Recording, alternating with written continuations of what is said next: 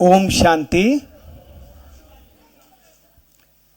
मकर संक्रांति का त्योहार, नाम में ही क्या आता है? क्रांति। क्रांति यानी परिवर्तन नहीं, क्रांति यानी महान परिवर्तन, उसको कहते हैं क्रांति। तो क्रांति भी किस चीज में? संस्कारों में क्रांति। वो क्रांति सबसे बड़ी क्रांति होती है। तो मकर संक्रांति, उसका संबंध पतंग से, कि पतंग उड़ाना। तो पतंग उड़ाना जीवन जीने की कला का प्रतीक है। पतंग कैसे? पतंग हल्की होनी चाहिए तब उड़ेगी। तो व्यक्ति जीवन में कब ऊंचा उठ सकता है? जब मन से हल्का हो, उसके ऊपर एक छांव का, आदतों का बोझ ना हो। तो ऐसा मन ऊपर उठ सकता है, बातों के प्रभाव से ऊंचा जा सकता है। लेकिन साथ में उसे क्या चाहिए? डोरी।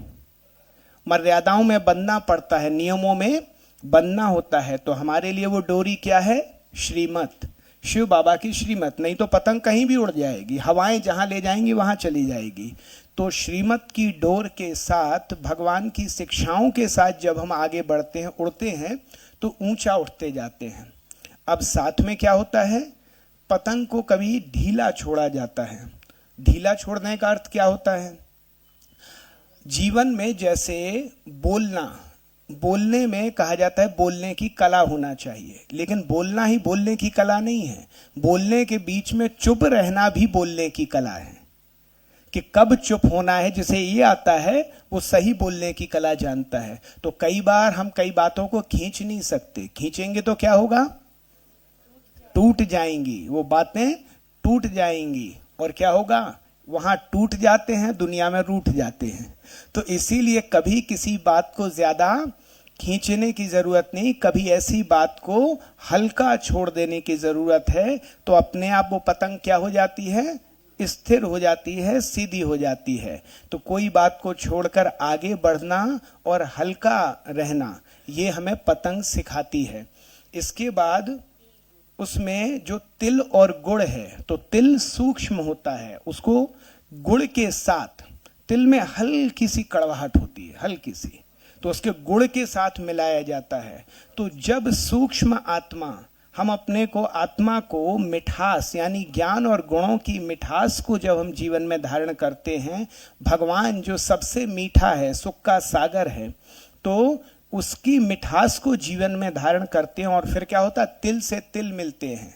तो लड्डू में क्या होता है? तिल से दिल मिलते हैं। और जब हम परमात्मा से मिलन करते हैं तो आत्माओं के दिल से दिल मिलते हैं।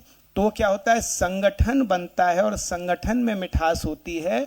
और वो लड्डू क्या होते हैं? लड्डू खुशी की निशानी है। बोलते हैं ना, इसके मन में तो खुशी के लड्डू फूट रहे हैं। तो ऐसे ही जीवन में फिर वो खुशी आती है। तो तिल के लड्डू इस बात का प्रतीक है। फिर शाही स्नान, तो स्नान क्या है? ज्ञान का ही स्नान है ना। बहुत सी पौराणिक कथाएं हैं कि इस दिन ही गंगा धरती पर आई थी, गंगा ने धरती को स्पर्श किया था, जिससे सबके पाप धुल गए थे। तो परमात्मा के ज्ञान की गंगा ही जब धरती पर आती है, जिसके स्पर्श से हमारे पाप, मनोविकार धुल जाते हैं, तो उसका भी यादगार मकर संक्रांति है। और फिर हम डाउनफॉल से राइज की ओर बढ़ते हैं। इस दिन क्या होता है? सूर्य दक्षिणायन से उत्तरायण की ओर जाता है। यानी जो दक्षिण नीचे की ओर और उत्तर ऊंचाई की ओर। तो हम नीचे की अवस्था से ऊंचा जाते हैं, और जैसे जैसे ये दिन बढ़ते जाते हैं, रातें छोटी होने लगती हैं, दिन बड़े होते हैं। दक्षिणायन में रातें बड़ी होती हैं, दिन छोटे होते हैं। अब क्या होता है? जीवन में ज्ञान का प्रकाश बढ़ता जाता है, तो दिन बड़े होते जाते हैं और रातें छोटी। तो कई लोग इसे देव जागरण दिवस भी मानते हैं, कि इस दिन देवता जागृत हुए। तो शिव बाबा हमारे अंदर का देवत्व जागृत करते हैं, ज्ञान का स्नान कराते हैं। और है दान का महत्व। दान का महत्व, दान के साथ एक शब्द नेचुरली क्या जुड़ा होता है? दान, पुण्य। पुण्य, तो दान से पुण्य तो होता है, लेकिन वो पुण्य पूरा कब होता है? जब वो दान केवल कर्म कांड के रूप में ना हो, एक चरित्र के रूप में हो। क्योंकि पुण्य तो सभी कमा लेते हैं, कुछ भी अच्छा काम छोटा सा भी किया, पुण्य कमाया। दुआ सभी नहीं कमा पाते हैं। दुआ के लिए चरित्र चाहिए होता है। जरा सा भी आप किसी को हेल्प करेंगे, क्या होगा? हाँ, थैंक यू, पुण्य हुआ उसको। लेकिन दुआ कब निकलेगी? जब उसने उसमें चरित्र दिखाया। जैसे बाबा के घर में भी सेवाएं होती हैं, कितनी आत्माएं सब सहयोग करती हैं, लेकिन नंबरवार किस में हो जाती हैं? पुण्य। एक ही काम सबने किया, लेकिन एक ही काम को अलग अलग तरह से किया। एक काम करके किसी को दे करके निश्चिंत हो जाते हैं कि इस आत्मा को ये काम दिया ना, अब निश्चिंत है, सोचने की भी जरूरत नहीं। वो इतने अच्छे ढंग से, निमित्त भाव से, विनम्र भाव से करेगा तो क्या हो गया? गुण है ना उसमें, चरित्र है, उसमें दुआ मिली। और एक ने सिर्फ काम किया, बार बार उसे समझाना पड़े, संभालना पड़े, अरे ऐसा नहीं है, इसका किसी से अनबन ना हो बहुत, तो क्या हुआ? पुण्य हुआ, लेकिन दुआएं कम हुई।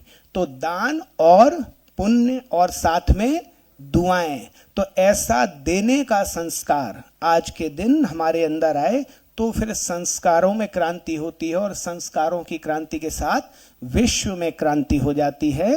तो ये है मकर संक्रांति। ओम शांति।